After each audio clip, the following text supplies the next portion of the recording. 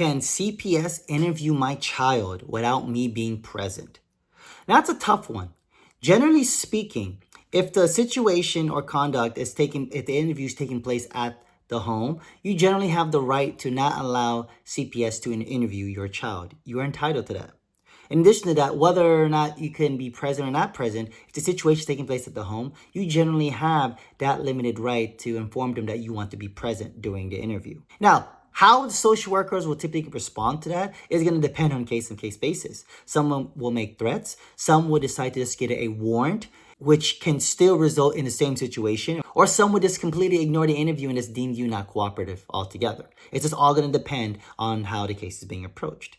Now, when things get a little difficult on whether or not you can provide consent or not consent as a parent for a child interview doing a CPS investigation is when you're at a school setting outside of a home. Outside of home is where things kind of gets a little more complicated, because doing a CPS investigation, generally speaking, they're not necessarily entitled or allowed to interview the child, but if there's reasonable suspicion or reason to believe that there is abuse and or neglect, it can lead CPS to interview them, but in a limited circumstance.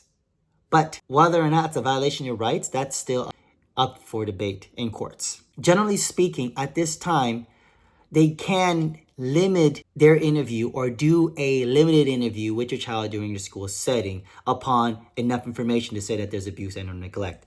What constitutes enough information of abuse and neglect is going to vary by case. And it's going to sometimes, I believe, lead to some subjective type of analysis. Regardless, if you believe your child has been interviewed by a CPS worker, things are getting real. You must ensure that you're protected and inform what to expect and know how to approach the case.